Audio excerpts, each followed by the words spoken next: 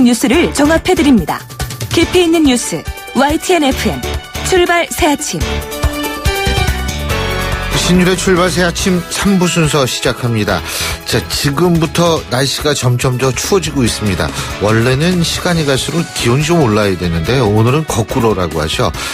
오늘 낮에는 그래서 상당히 기온이 떨어질 것이라는 예보들이 많습니다. 여러분들 출근 전이시라면 오늘 낮을 대비해서 옷을 좀 두둑히 입고 나가셔야 되는 거 아닌가 이런 생각이 드는데요. 자, 신율의 출발 새아침 3부 순서 먼저 광고 듣고 오겠습니다.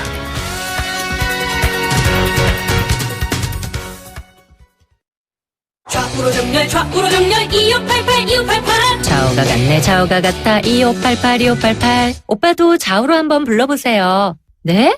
오빠는 2588 대리운전을 3년째 부르신다고요? 언제나 어디서나 2588 박서현 인기 있죠? 2588 아유, 세 단계 종이 또 걸렸어? 정말 대본 하나 하려다가 미치겠네. 내가 진작 현대오피스로 바꾸라니까. 오늘 다 날 셀 거야. 이제 스트레스 받지 마세요. 사무기기 전문기업 현대오피스가 책임지겠습니다. 사무기기의 올바른 기준. 현대오피스. 온도와 습도를 항상 일정하게 유지시켜주는 항온항습기 전문기업 AR. 전산센터, 반도체 공장, 미술관, 박물관, 귀중품 보관실을 30년 축적된 기술로 AR이 지켜드립니다. 24시간 확실한 서비스 보장 031-497-0561. 우리나라에서 가장 안전한 차가 된 것보다 더 기분 좋은 건 SM6를 선택한 당신이 더 안심하게 됐다는 것. 5만여 고객님들의 사랑을 받은 SM6 국토교통부 주관 2016년 올해의 안전한 차 1위 SM6 QM6 자동차 안전도 평가 1등급 획득. 더 많은 분들이 안심하면 좋겠습니다. My name is what? 투자를 튼튼하게. My name is KB증권. 자산을 든든하게. My name is KB증권. 내일을 탄탄하게. My name is KB증권. KB금융그룹과 현대증권이 만나 KB증권으로 새롭게 시작합니다. My name is KB증권. KB증권. 영어가 안 되면 시원스쿨. 영어가 안 되면 시원스쿨. 영어가 안 되면 시원스쿨 오세요. 안 된다, 늦었다. 생각 말고 영어가 안 되면 시원스쿨.com. 진짜 쉽다. 컴온.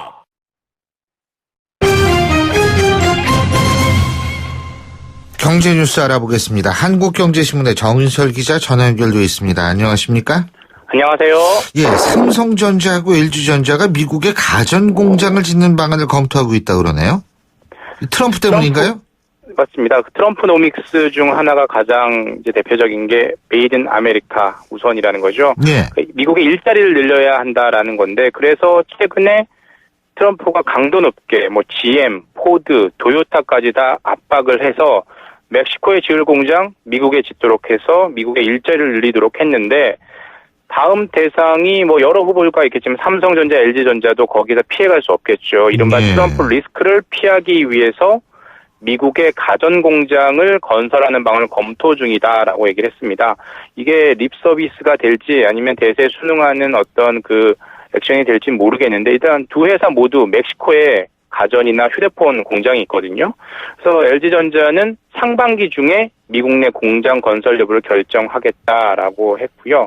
삼성전자도 관세 위협 이런 걸 반덤핑 관세나 보호 관세 이런 걸 내릴 수가 있겠죠. 멕시코나 중국에 대해서. 그거에 대해서 삼성전자 희생이 될 수 있으니까 미국 가전 공장 건설을 포함해 여러 대응책을 검토 중이다. 확정은 안 됐고요. 아직 검토 중이다. 이렇게 밝히고 있는 상황입니다. 그렇군요. 애플의 실적이 15년 만에 뒷걸음질을 쳤다고 하는데, 애플이 15년 만에 처음으로 마이너스 성장을 기록한 것 때문에 팀 쿡 CEO의 연봉이 15%가량 삭감됐다. 이런 얘기가 있네요. 맞습니다. 15년 만에 계속 성장했다는 것도 대단한 거죠. 15년 만에 이제 매출하고 영업이익이 작년 회계연도를 보니까 매출은 7.7%, 영업이익은 1년 전에 비해서 15.7% 감소했는데, 그게 감소해도 영업이익이 600억 달러, 우리 돈으로 거의 70조 원입니다. 감소한 게 이 정도고요.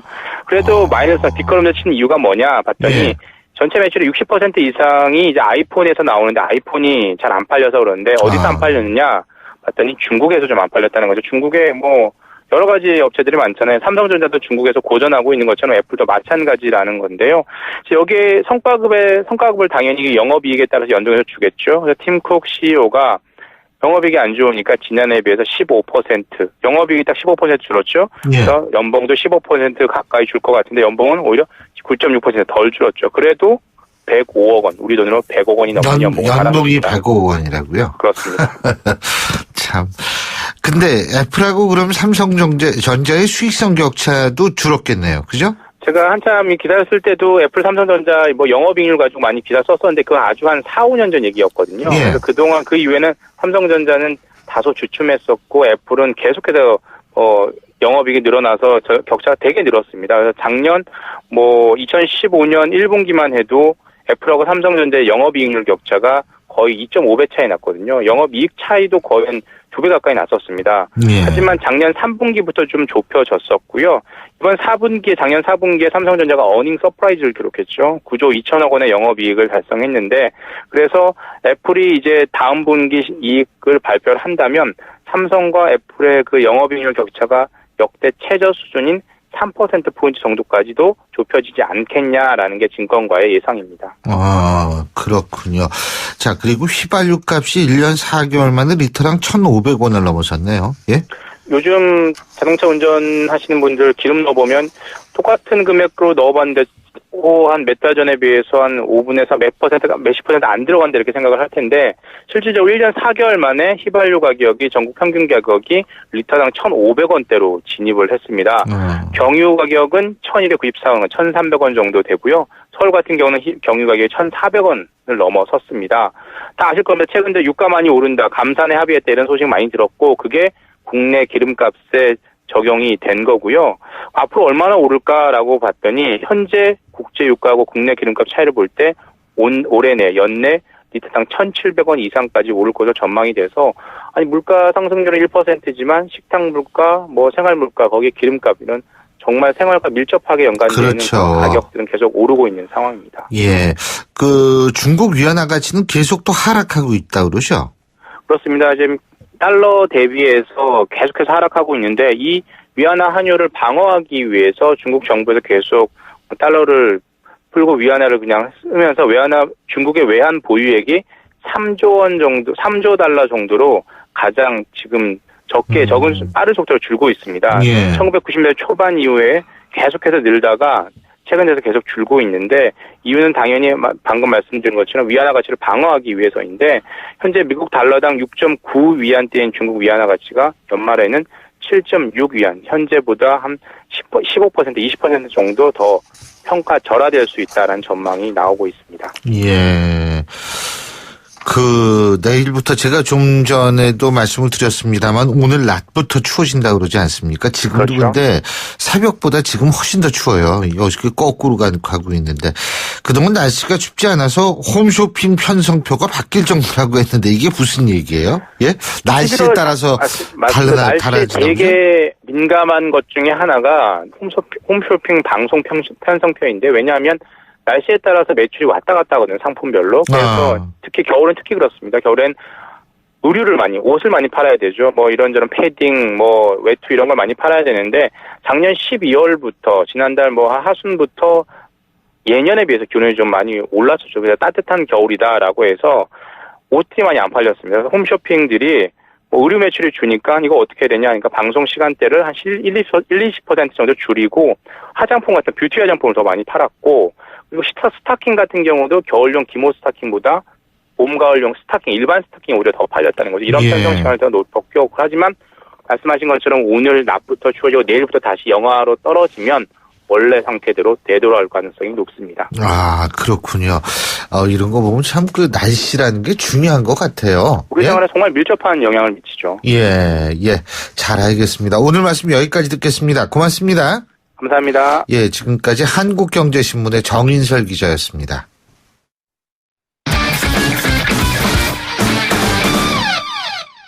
스포츠 소식 알아보겠습니다. 최동원 스포츠 평론가 전화 연결되어 있습니다. 안녕하십니까? 예, 안녕하세요. 예, 손흥민 선수가 오늘 새벽 경기에서 시즌 8번째 골을 터뜨렸는데 이 토트넘을 FA컵 32강으로 이끌었다는 소식이 있네요. 예, 그렇습니다. 이 토트넘의 손흥민 선수가 이 FA컵 32강전에서 64강전에서 시즌 8호 골을 터뜨렸습니다. 자, 오늘 새벽에 영국 런던 북부에 있는 화이트레인에서 경기가 열렸거든요. 에스턴 빌라전이었는데 이 손흥민 선수 선발로 출전해서 풀타임을 뛰었고요. 네. 1대0으로 앞선 후반 35분에 이 오른쪽 크로스를 오른발 슈팅으로 연결해서 추가골을 터뜨렸습니다. 이 토트넘이 2대0으로 승리해서 FA컵 32강전에 진출했고요.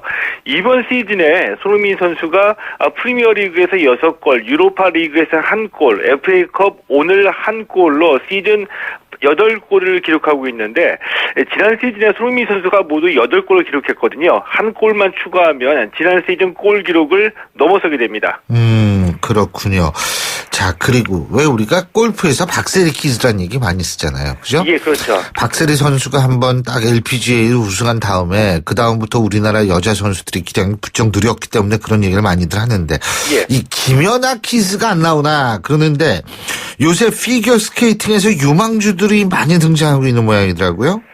예, 그렇습니다. 이 피겨 스케이팅 하시는 분들의 좀 가슴을 좀 설레이게 하고 있거든요. 네. 그러니까 어제 이 피겨 스케이팅 종합선수권 대회에서 이 차준환, 이문수 선수가 남녀 싱글에서 우승을 차지했습니다. 근데 이 차준환 선수는 이미 한 차례 소개를 해드렸고요. 남자 김연아로 기대를 모으고 있는 선수이거든요. 예. 이문수 선수도 김연아 이후로 이 처음으로 쇼트 프로그램 프리스케이팅 합계 점수에서 190점을 어제 넘어서면서 우승을 차지했습니다.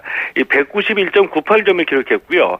이 차준환, 이문수 두 선수 모두 다 지금 중학생인데 이 차준환 선수는 지난해 주니어 그랑프리 파이널에서 동메달을 따냈고요.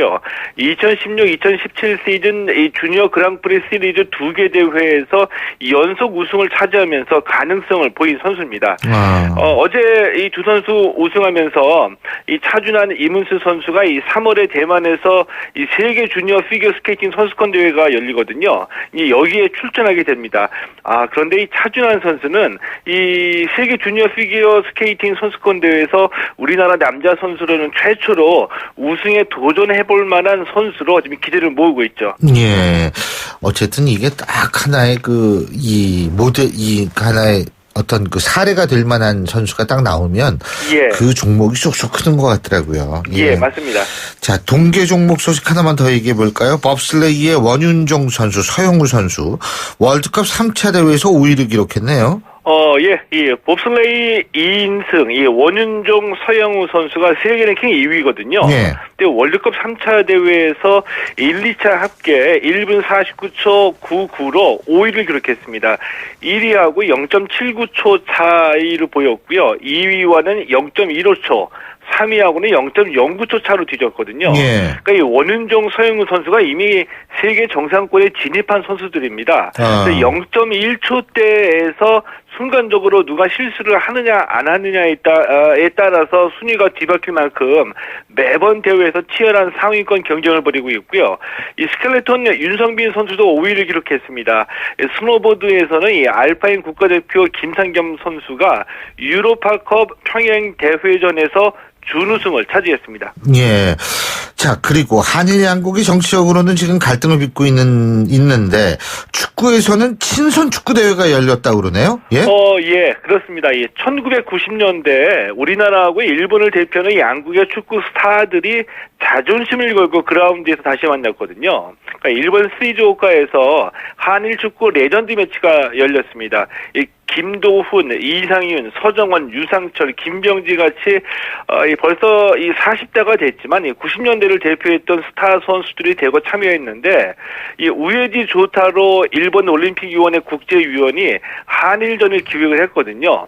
우에지 위원이 어제 최근에 이 두 나라가 정치적인 이슈로 첨예하게 갈등을 겪고 있지만 레전드 매치를 한일 간 소통의 창구로 만들어가고 싶다 이렇게 뜻을 밝혔는데 그래도 경기는 경기고 축구는 축구죠. 이 승부가 중요한데 어제 경기에서는 우리 대표팀이 4대0으로 승리했습니다. 그렇군요.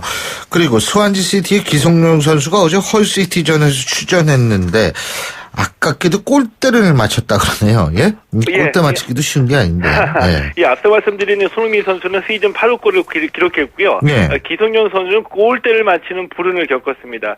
이 스완지 시티의 기성용 선수 어제 FA컵 64강전 헐시티와의 경기였는데 이 후반 31분에 시도한 슛이 골대를 맞히는 불운을 겪었습니다. 풀타임을 뛰었고요. 스완지 시티가 0대2로 패했습니다. 그리고 또 이 크리스탈 팰리스의 이청용 선수도 이 볼턴 원더러스와의 FA컵 64강전에서 풀타임을 뛰었는데 이 공격 포인트를 올리지 못했고요. 0대0 무승부를 기록해서 재경기를 치르게 됐습니다. 예. 프로배구에선 삼성화재가 대한항공을 잡고 4위로 올라섰는데 여기에서 박철우 선수가 진짜 활약을 크게 했더라고요. 저도 어제 이거 잠깐 봤는데.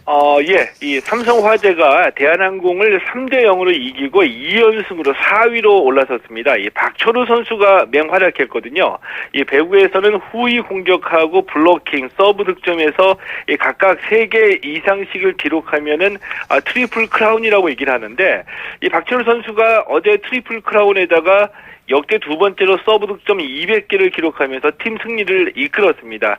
이 삼성화재 주포인 박철우 선수 군복무 마치고서 지난해 11월에 팀에 복귀했거든요.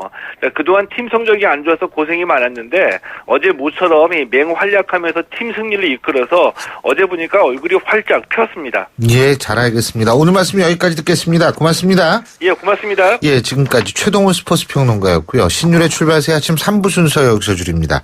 전 잠시 뒤 4부에서 뵙겠습니다. 안녕하세요. 배우 박하선입니다. 아버지의 사업 실패로 좁은 차에서 생활하던 은훈의 가족이 새 집을 찾고 가스 폭발로 전신 화상을 입은 현석이가 치료비 걱정을 덜 수 있었던 것은 다 여러분의 사랑 덕분입니다. 누구에게나 찾아올 수 있는 위기의 순간, 월드비전은 위기 아동 지원 캠페인을 통해 도움이 절실한 가정을 긴급 지원합니다. 연말 연시 여러분의 사랑이 꼭 필요한 곳에서 희망이 될 수 있도록 월드비전과 함께해 주세요.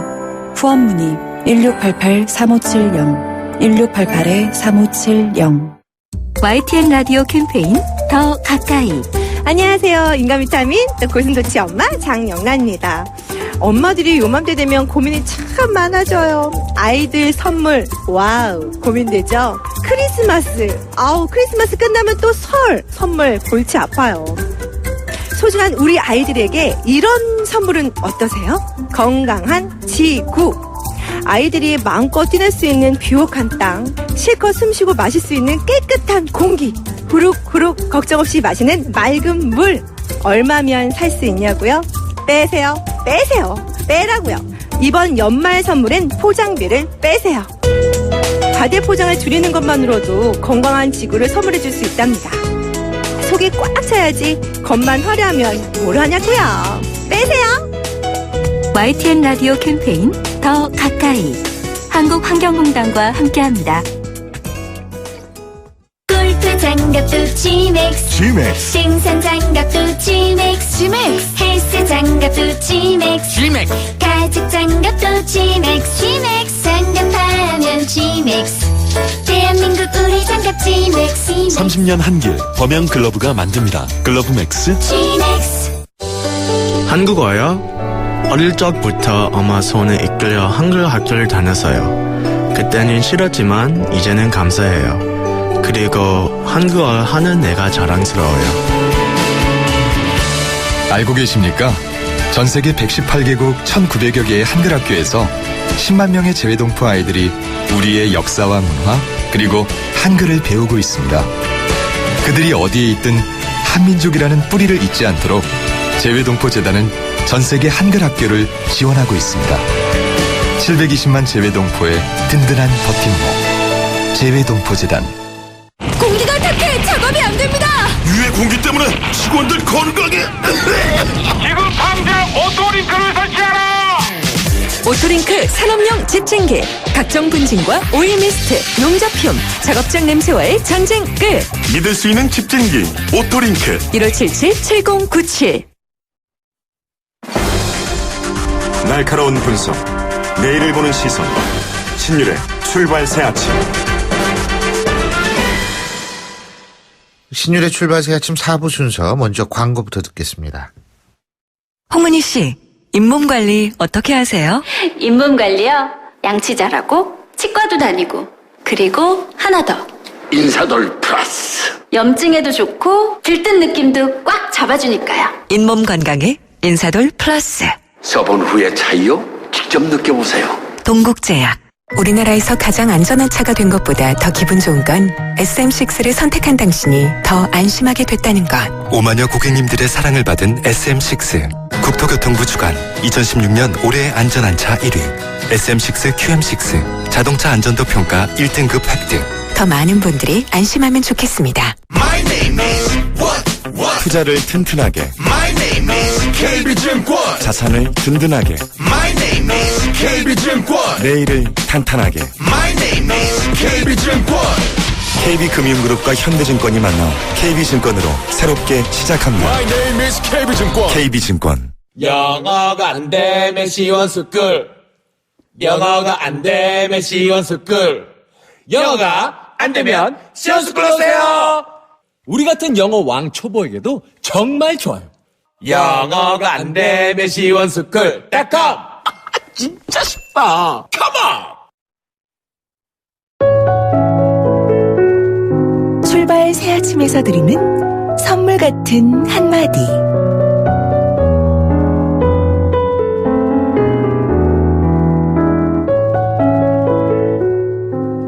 말을 할 때 충실해야 할 4가지 덕목이 있다. 첫째, 거짓말하지 않기. 둘째, 비난하지 않기. 셋째, 나쁜 소문 만들어내지 않기.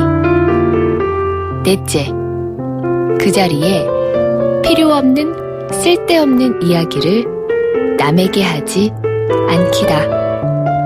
그래야 마음속 온갖 번뇌가 생기지 않는다. 오늘은 코이케 루노스케의 저서 행복하게 일하는 연습 중에서 보내드렸습니다.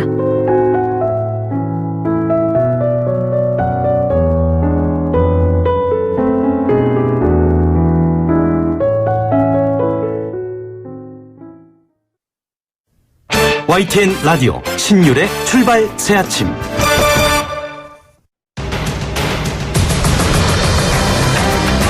매주 월요일 아침 정치권의 복잡한 이슈를 말끔히 정리해드립니다. 출발당 최고위원회의.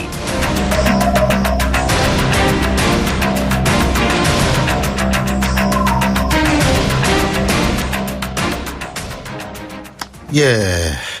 이 출발 한마디. 여기선 아주 마음이 참 잔잔해지는 좋은 얘기가 나오다가 이제 갑자기 분위기가 확 바뀌어가지고 이제부터는 참 좀 거시기한 얘기를 할 수밖에 없습니다. 자, 오늘도 월요일의 종량 커플. 이종근의 종, 서양호의 양. 예. 데일리안의 이종근 논설시장 나와 계십니다. 어서 오십시오. 네, 안녕하십니까. 출발 새 아침의 암덩어리 이종근입니다. 예. 네. 두분정치연구소 서양호 소장 나와 계십니다. 안녕하십니까. 네, 종양 제거 일기에 나왔습니다. 새 아침 서양호입니다. 예. 자, 지금 새누리당이 아주 그냥 아슬아슬해요. 임명진 비대위원장과 서청원 전 대표. 이 두 분의 말씀이 아주 진짜 굉장히 아슬아슬한 정도인데, 상임전국위원회가 무산이 됐고요. 그런데 임명진 위원장은 이틀에 한 번씩 전국위원회 다시 말해서 열릴 때까지 계속 소집하겠다. 지금 이렇게 되는데, 자, 먼저 새누리당의 운명부터 얘기를 해볼까요? 운명이라고 그러니까 너는 내 운명. 이 영화가 생각이 납니다. 예. 근데 일단은 지금 새누리당 분위기로 봤을 때 누가 조금 더 유리하다고 보십니까? 이종근 실장님. 유불리가 저는 없다고 생각해요. 서청원 의원도 그렇고, 네. 임명진 위원장도 그렇고, 도찐개찐이다. 우선 서청원 의원 지금 사실 말이 안 되죠. 자신이 뽑아놨어요. 자신이 뽑았다고도 얘기했어요. 그러니까 모셔왔다 이거죠. 모셔왔다. 네. 근데 갑자기 정체성을 시비를 걸어요. 그러면 뽑기 전에 정체성 의심을 했어야지. 자기가 다 뽑아놓고서는 이 사람의 정체성이 문제가 있다. 말도 안 되는 얘기고요. 그다음에 탈당도 셀프 탈당. 아니 내가 탈당하려고 그러는데 나한테 맡겨도 내가 알아서 탈당할게. 그게 그러면 탈당에 대한 의미조차도 없는 거죠. 그러니까 일단 서청원 의원 말이 안 되는데 그 임명진 비대위원장의 방법도 저는 좀 말이 안 돼요. 첫 번째가 뭐냐면 이겁니다. 아니 99명 중 68명이 백지위임을 했다는데 누군지 몰라요. 솔직히. 그러니까 누군지 아는 사람은 있어요. 홍문정 의원이나 정가분 의원. 이분들은 뭐 자기가 나타냈는데 68명이 했다고는 하지만 누군지 사실 아무도 얘기 안 하고 있어요. 두 번째 문제는 자아 비판을 하라는 거예요. 11일 날 토론회를 하는데 원외위원장이랑 뭐 당사무처랑 뭐 또 현역 의원이랑 다 모여서 토론회 하자. 주제는 스스로 알아서 스스로를 반성해라. 그리고 어떻게 할지 스스로 얘기해라. 그거 사실 어디서 많이 들은 표현 아닙니까? 그 방식도 좀 문제가 있다고 생각하고요. 아니 백지임을 했다고 칩시다. 그럼 선별은 누가 하죠? 그 기준이 있나요? 백지임 받고 자기가 알아서 하겠다. 근데 선별적 저기를 하겠다 그랬어요. 선별적 이 수술인가요? 어쨌든 이 수술 비율을 하면서 선별적 인적 청산. 그러니까 저는 이 절차도 민주적이지 않고 공정하지 않다. 그러니까 임명진 위원장이나 서청원 의원이나 명분이 둘 다 없다. 이렇게 보여집니다. 예, 서영호 소장님. 네. 즐거운 주말 첫날부터. 주말이 아니라 주초. 주초 시작부터 새누리당 얘기하려니까. 오늘 아침부터. 네. 역시 중량. 역시 중량. 예, 임명진 비대위원장의 절반의 승리다 이렇게 표현하고 싶은데요. 예.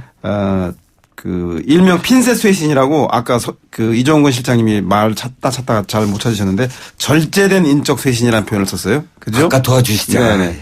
제 몫인가 제목을 챙겨 먹어야죠. 남의 불행한 저의 행복. 그래서 서청원 최경환을 콕 핀셋처럼 찍어내고 나머지 서지컬 스트라이크를 한다 이거예요. 예. 나머지 범친박은 포용 전략을 쓰겠다라는 건데 그래서 친박 쇄신에 대한 여론을 등에 업고 실제 당내 99명의 의원 중에 68명이 백지위임을 했다라고 임명진 비대위원장을 주장하고 있고 특히 사무처 당직자들이 임명진 비대위원장을 지지하는 성명서를 발표하고 있어요. 그래서 일단 개혁보수신당으로 더 이상 새누리당에서 탈당하는 바른정당. 현재 바른정당으로 더 추가 탈당자를 막아놓고 있고 여론조사상에서도 현재까지는 새누리당이 우위를 앞서고 있는 것들이 좀 보여지고 있는 것 같습니다. 그래서 이런 의미에서 절반의 승리다. 근데 절반의 승리라는 거 절반의 패배를 말하는 건데 그 얘기는 한 지붕 두 가족 안방은 차지했지만 새누리당의 핵심적인 실세인 친박의 최경환 서청원 의원을 강제로 쫓아내지 못하고 당분간은 한 지붕 두 가족 살림을 이어나갈 수밖에 없겠다. 그래서 나머지 임명진 위원장이 실제로 이제 이 인적 쇄신을 새누리당의 쇄신으로 뭐 정당의 쇄신, 당명 개정, 비대위원들을 국민 참여형 비대위원을 만들어서 이것을 대선 드라이브로 어떻게 가져갈 것인가. 이제 인적 청산에서 대선 드라이브로 바꾸는 임명진 위원장의 선택에 대해서 좀 주목을 좀 해봐야 될 시점인 것 같은 생각이 듭니다. 근데요, 지금 이종근 실장님도 그런 말씀 하셨는데 솔직히 저는 이제 좀 궁금한 게 탈당이라는 건 본인의 선택에 의해서 하는 게 탈당이고. 그렇죠. 당신 나가라 그러면 이건 출당이에요, 사실은. 그렇죠. 예. 네? 그런데 지금 여야를 막론하고 이렇게 나오는 걸 보면 탈당해라, 정계 은퇴해라. 누구죠? 안희정 충남지사가 손학규 전 대표한테 이제 전 이런 걸 보면서 이 상대에 대해서 좀 너무 심하게 밀어붙인다라는 느낌도 사실 같긴 같거든요. 본인 언어 선택에도 좀 문제가 있지 않을까 이런 생각이 드는데 어떻게 보세요? 예, 그렇습니다. 사실은 저는 이제 일단 아까 두 사람 다 문제가 있다고 했는데 임명진 위원장의 방법에 대해서 저는 문제 제기를 해요. 네. 그러니까 스스로 탈당해라라는 것도 사실상 기준이 없어요. 그러니까 스스로 탈당하라도 아니죠. 위임장을 다오. 그러니까 이 백지위임장을 다오하라는 건데 말씀하셨던 부분 탈당이라는 것, 출당이라는 것 정확하게 의미도 구별이 안 돼 있는데 더 나가서 진짜 문제는 뭐냐면 이거죠. 지금 만약에 이대로 가다가 서청원 의원이랑 최경환 의원이랑 스스로 탈당을 한다고 칩시다. 그러면 전부 박수를 칠 거예요. 그죠? 야, 임명진 위원장 잘했다. 그런데 거꾸로 임명진 위원장이 스스로 들어와서 이 제명을 해서 두 사람이 만약에 뭐 출당을 했다고 칩시다. 그러면 박수 칠까요? 아니었을 거예요. 되게 막 아니 그 두 사람만 지금 책임져야 돼. 책임질 사람 많을 거야. 넌 난리를 칠 거예요. 그런데 결과는 똑같은데 이번에는 박수를 받고 전자는 뭐 이렇게 비판을 받는다. 저는 어느 정도는 물론 완벽하지는 않지만 어느 정도는 이게 약속한 수순이 아니겠느냐. 근데 직무정지 가처분 시켜내겠다는 거 물론 아니에요? 이건 뭐냐면 약속대로는 하려고 했는데 야 우리 살살 이렇게 치는 척하자 그랬는데 너무 세게 쳐서 피가 나. 그래서 너 쳤어? 안 돼. 그럼 치고 해서 이제 완전히 이 파탄 난 게 아니냐. 그러니까 어느 정도는 지금 약속이 돼 있다라고밖에는 판단을 못 하겠다는 그러니까 거죠. 지금 말씀하신 대로 서청원 전 대표는 내가 나가겠다고는 했다 하지만 내가 정해서 내가 나가는 거지 이거 이런 식으로는 못 나간다 이런 얘기를 하신 거고 그러니까 뭐 다 얘기를 했지 않습니까? 서청원 대표가 뭐 국회의장 얘기도 했고 뭐 이런 식으로 얘기를 했다는 건데 예. 임명진 위원장은 그걸 완전히 부인하고 있고 지금 그러니까 이게 참 어떻게 보세요 우리 서영호 소장님? 네, 뭐 만약에 짜고 치는 고스톱이었는데 임명진 비대위원장이 약속을 위반하고 그 인적 청산에 돌입한 거라고 한다면 두 분 간의 정치 신의상의 문제는 있을지 몰라도 국민들이 보기에는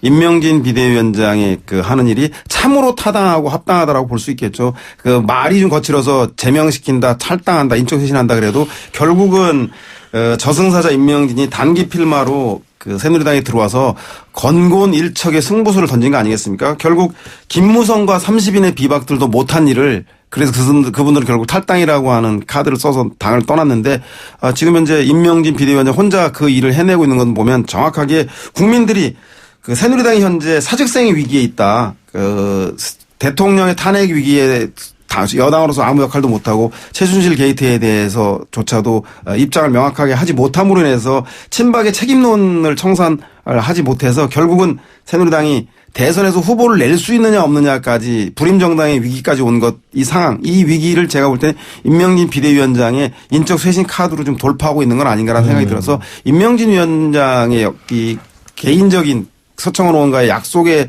이행 여부와 떠나서 새누리당이 살기 위해서는 친박이 죽어야 하고 새누리당이 살기 위해서는 임명진 비대위원장이 살아야 한다. 이것이 객관적인 현실이라는 생각이 듭니다. 예. 제가 하나만 말씀드리면 99명 중에 68명이라 그랬잖아요. 제가 좀 개인적으로 전화도 좀 걸어보고 취재를 해봤어요. 그런데 실제가 없어? 실제로 백지위임장을 안 낸 사람은 냈다 그런 사람 차라리 친박 핵심들이 냈다 그랬어요. 그런데 안 냈다 그런 사람은 어떤 사람들인지 아세요?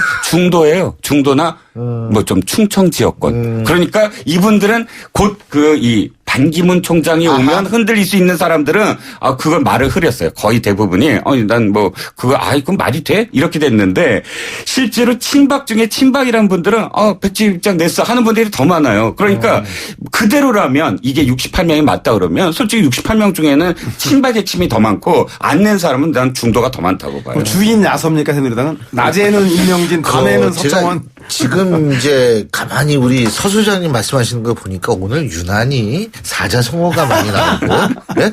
그리고 이 무협지 전문 용어 있죠? 예, 무협지 전문 용어가 뭐 건곤 일척부터 시작해서 이 중간 여러 가지 단어가 나오고 있습니다. 단기 필마, 단기였지.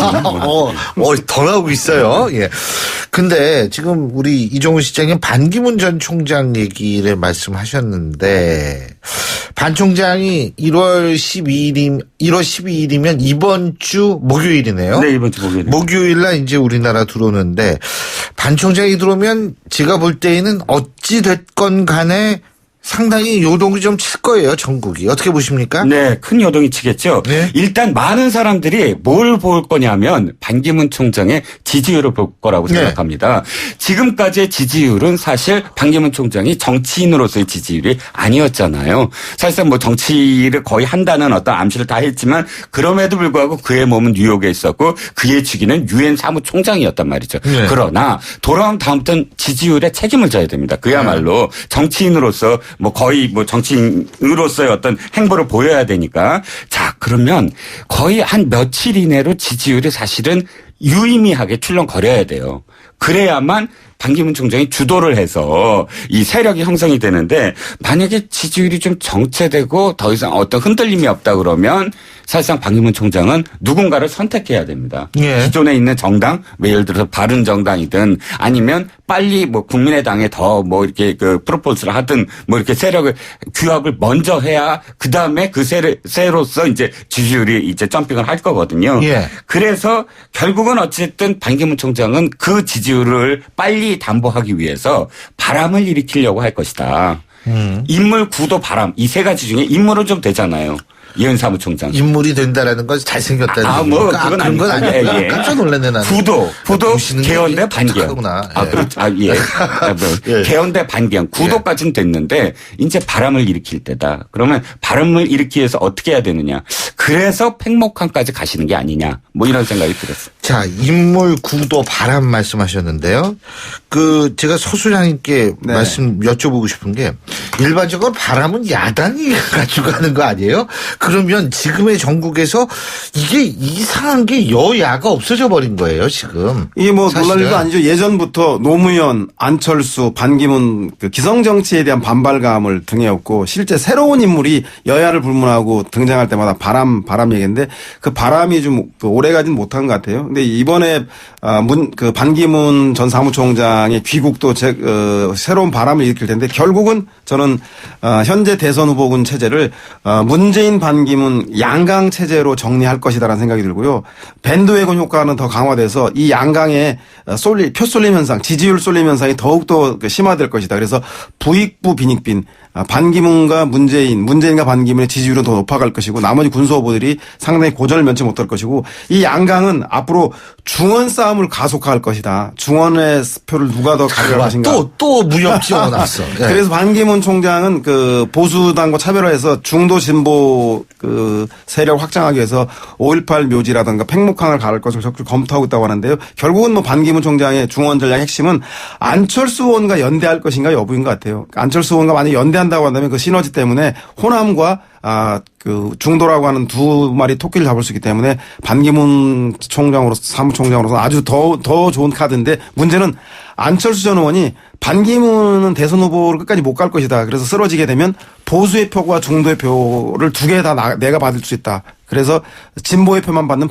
문재인에 비해서 내가 그 경쟁력이 있다라고 해서 절대로 후보를 양보하지 않을 것 같은 게 하나의 변수라서 그 반기문 안철수 연대가 어떻게 성사되는지가 반기문 총장의 숙제인 것 같고 그에 비해서 문재인 전 대표는 비문 진영 이재명, 박원순, 안희정, 김부겸 등 독자적인 목소리를 내기 시작했는데 이분들이 역동적인 경선을 해서 그 이분들의 지지율을 합쳐서 현재 20에서 30% 사이의 박스 지지율에 갇힌 지지율을 정당의 지지율인 더불어민주당이 받고 있는 40% 지지율까지 올릴 수 있을 것인가. 그래서 추미애 대표가 현재 역동성 있는 경선을 위해서 설 전에 조기에 대선 후보 등록을 하겠다라고 한 것 같고요. 그래서 제가 볼 땐 그 경선 결과가 실제 문재인 전 대표의 시너지를 만들 수 있을 것인지 그리고 또 하나는 문재인 전 대표가 조만간에 섀도우 캐비넷이라 그래서 예비 내각을 발표한다고 했는데 그것이 얼마나 각계각층의 중도층 새로운 인물들을 포괄하고 있는지 그 점을 좀 지켜봐야 될 것 같다는 생각이 듭니다. 근데 제가 이렇게 지금 말씀하신 것 중 두 분 말씀하신 것 중에 좀 중요한 게 있다고 보는 게 제가 아까 여야가 헷갈린다 이런 말씀을 드렸는데 그렇죠.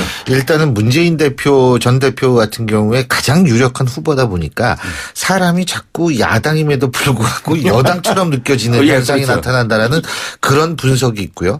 두 번째는 뭐냐 하면 지난번에 박원순 시장이 공개적으로 패권주의 이거를 아주 공개적으로 비판하고 나섰는데 그 김부겸 의원도 마찬가지고 이 문자 폭탄 말이에요. 막 3,000개가 오고 이랬다는 거 아닙니까? 네. 결국 여기에서 저는 비문 진영이 자극을 받아서 이런 식으로는 못 가겠다. 아예 작정하고 나갈 수밖에 없다. 이런 상황까지 된 거. 이 두 가지가 다 문재인 전 대표한테는 악재 아닌가 이런 생각이 드는데요. 악재죠. 사실은 지금 추미애 대표가 어저께 빨리 조기 대선 체제로 가겠다. 그러니까 조기 대선 체제로 가겠다 하는 것도 사실은 비문 진영에 대한 그런 이 단속의 수순이라고 봅니다. 민주당의 역사가 사실 그 분당이라든지 탈당이라든지 이 모든 것들은 전부 다 대선 직전에 이루어졌어요. 그렇죠. 왜냐하면 그때부터 사실 경선 룰이니 뭐니 그게 이제 문제가 됐지 않습니까? 국민의당 분당도 마찬가지였고요. 그렇기 때문에 사실상 지금 그 외에 그 문자 폭탄이니 또는 뭐 친문 패거리 정치니 이 부분이 문재인 대표를 기득권 정치인으로 기성 정치인으로 이미지화하는데 굉장히 큰 역할을 지금 하고 있다. 그러니까 문재인 대표는 사실 그 점에서 뭐 지지자들은 이렇게 자제하라 이런 정도가 아니라 아주 끊어버려야 된다. 그런 어떤 행태를 이렇게 생각합니다. 예. 근데 제가 볼 때는 그 비문 진영하고 친문 진영 내에서 멱살잡이하고 주먹다짐까지 갈 겁니다. 경선의 특징이 원래 그러니까. 근데 그분들이 결국은 집을 나가는. 너무 담담하게 말씀하시니까. 담담하게 오히려 제가 볼 때는 문재인 큰형이 너무 위세가 세서 그 둘째, 셋째, 넷째들이 대들지 못하는 게 문제였다는데 지금 대선 국면이 올수록 저는 대들어야 한다. 그래서 더욱더 당이 좀 시끄러워져야 되고 물론 그것이 좋은 시끄러움으로 해서 정책적인 차이를 가지고 경쟁을 하면 더 좋을 것 같다고 생각이 들지만 아무튼 더불어민주당은 현재 문재인 독주 체제보다는 더 시끄러워져서 시너지를 내서 현재 25% 최대 지지율을 받고 있는 거에 비해서 정당의 지지율로 40%까지도 못 가고 있기 때문에 더욱더 흔들고 시끄러워서 그 시너지가 나중에 경선에 승리한 후보의 지지율로 가야 한다는 생각이 들고, 그러기 위해서 제가 볼 때는 그 새누리당, 더불어민주당에서 두 가지 이번 대선에도 성격 규정을 하는 것 같아요. 나머지 비문 진영이 못 도망가게 하기 위해서도 그렇고, 반기문 총장에 대해서도 그렇고, 하나는 이번 대선은, 철저하게 최순실 박근혜 게이트를 심판하는 그래 심판의 결과로 정권 교체를 위한 선거이다라는 거하고 또 하나는, 반기문은 여당 후보, 문재인은 야당 후보. 그 두 가지. 문재인에 대한, 반기문에 대한 성격 규정과 이번 대선에 대한 성격 규정을 두 가지를 함으로써, 더불어민주당 내 고정 지지층들이 이탈을 막고 결속들을 강화하려고 하는 전략을 쓰고 있는 건 아닌가 하는 생각이 듭니다. 근데 지금 반기문이 여당 후보 그거 쉽지 않을 거예요. 제가 볼 때는. 그러니까 지금 문재인 반기문 대표가 아니라 반기문 총장이 여당 후보는 아닐 가능성이 높죠. 되게 힘든 구도예요. 예. 왜냐하면 만약에 박근혜 대통령이 끝까지 가서 12월까지 해서 제대로 임기를 마치는 게이트가 안 틀어지고 그랬다면은 사실 야당이 굉장히 쉬운 그 프레임을 잡을 수가 있어요. 지금 말씀하셨듯이 박근혜 심판론 뭐 계속 갈 수가 있어요. 뭐 세월호부터 해서. 그런데 심판론이 안 먹히는 게 반기문 총장이 야권 비문까지 포함해서 또 국민의당 포함해갖고 넓은 그런 그 지형에서 빅텐트를 성공시킨다. 그러면 아니 그 안에는 분명히 박근혜 대통령을 지지하지 않고 또 최순실 게이트를 심판하려고 하는 사람들도 반기문 밑으로 지금 모일 수 있다는 거거든요. 그랬을 때 그거를 어떻게 이 심판하자. 근데 내가 나를 찍으면 심판하는 거고 반기문을 찍으면 심판하는 게 아니다. 이런 구도로 갈 수 있느냐는 거죠. 결국 바른정당의 선택일 것 같은데요. 바른정당 비박들의 모임인데 비박도 박 아니겠습니까? 만약에 바른정당이 그 반기문 총장과 연대하는 순간 아마 야권 전체 지형은 총동원해서 결국 반기문은 비박과 연대한 즉 또 다른 신발이 아름입니다.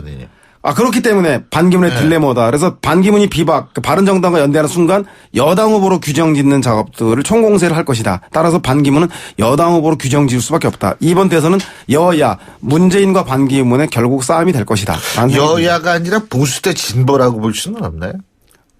여태가 대선 경선이나 선거가 총선도 그렇고 진보 대 보수의 선거로 치러진 적 없고 진보가 보수가 되려면 실제로 선거구제가 중대선거구제로 개편된다든가 다당제에 기반이 됐을 때는 그 선택이 가능한데 현재의 소선거구제에서 그리고 대선에서의 승자 독식 구조에서는 저는 진보의 보수라고 하는 구별은 좀 모호하고 오히려 여야의 그 정권의 유지냐 아니면 정권의 심판이냐고 하는 그 두 구도가 더 정확한 표현 여기까지만.